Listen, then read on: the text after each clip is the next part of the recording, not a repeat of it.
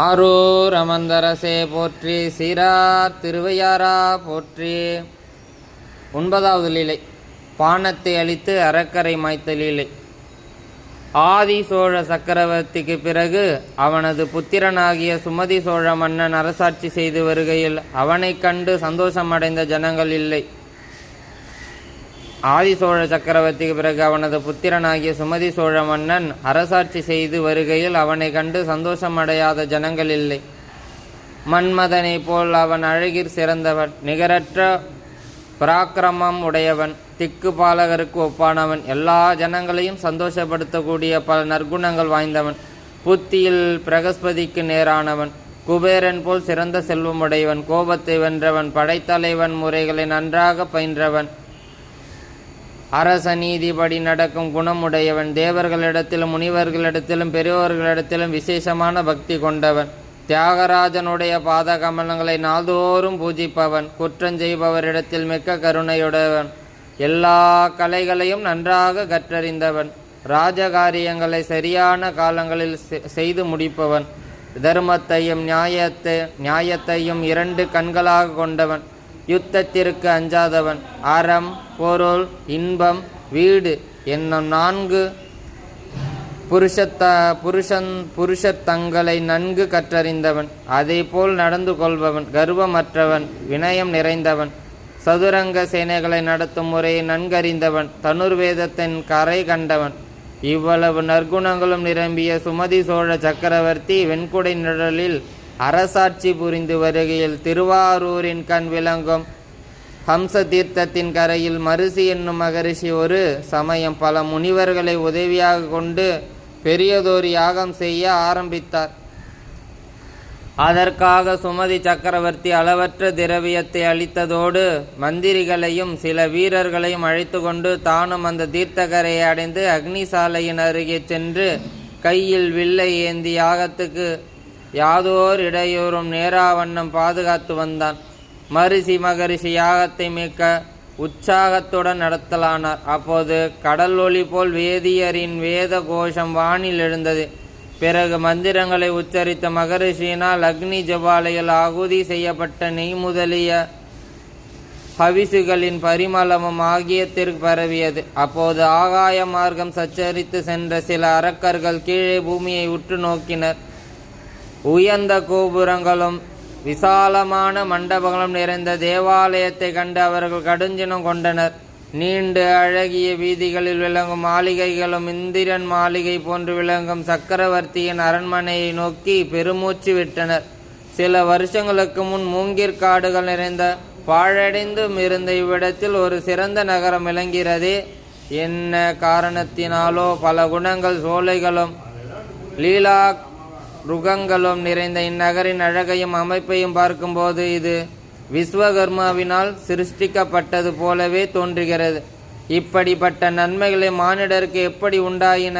நமது பெயரை கேட்கும்போதே பயந்து ஓடி ஒளிந்து கொள்ளும் ரிஷிகள் இப்போது பயமில்லாமல் கூட்டம் கூட்டமாய் இங்கே நிறைந்து யாகம் செய்கிறார்களே, என்ன அநியாயம் இது! ராட்சசர்களாகிய நாம் ஜீவித்த கையில் ரிஷிகளை யாகம் நிறைவேறலாமா? எவ்விதமாவது நாம் இந்த யாகத்தை அழித்து ரிஷிகளை மானபங்கத்தை உண்டாக்க வேண்டும் என்ற அரக்கர்கள் ஒருவரோடொருவர் பேசிக்கொண்டார்கள்.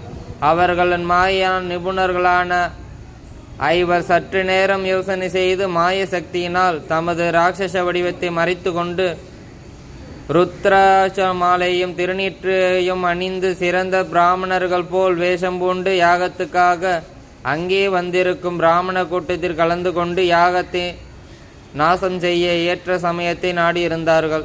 அவர்கள் அவ்வாறு மாறு வேஷத்துடன் வந்திருப்பதை முதலில் ஒருவரும் கவனிக்கவில்லை. அவர்கள் இப்படி இருக்க யாகத்தில் ஸ்வாகஹார வேளையிலும் உத்திய பணவ வஷ்டகார சமயத்திலும் சில ரிஷிகள் அரக்கர்களையும் அசுரர்கள் அழித்து எங்கள் யாகத்துக்காக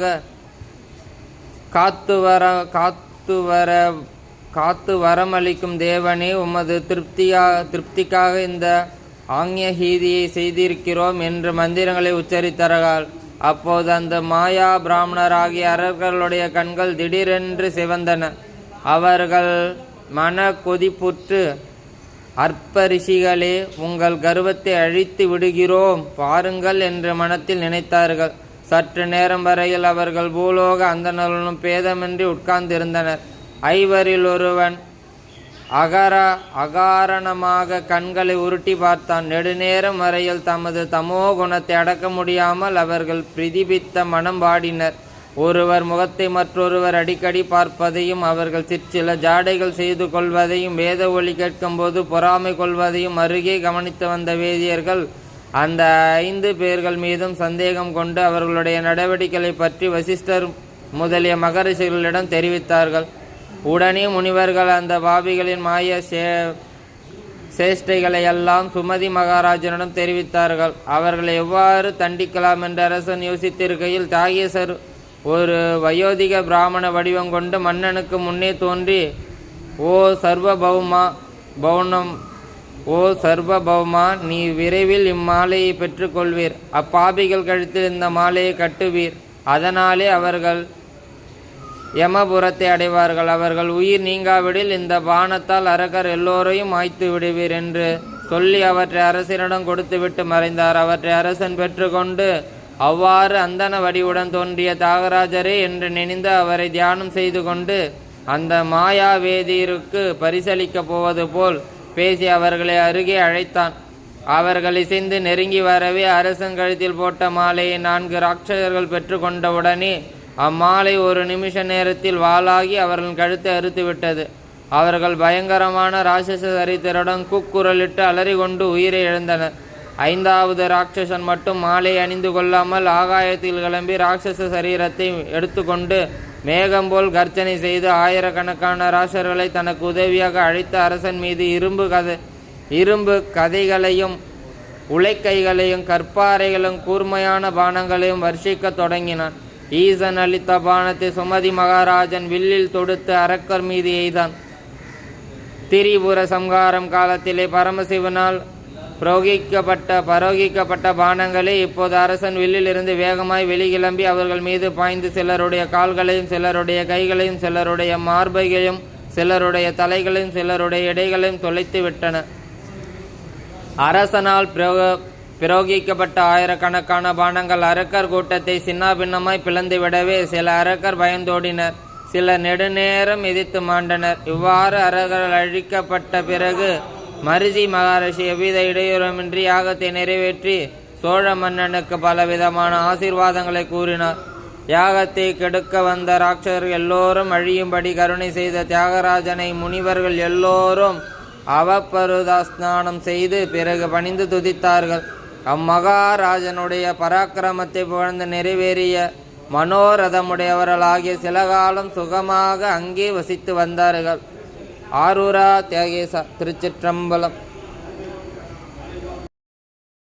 ஆரூர் அமர்ந்தரசே போற்றி. சீரா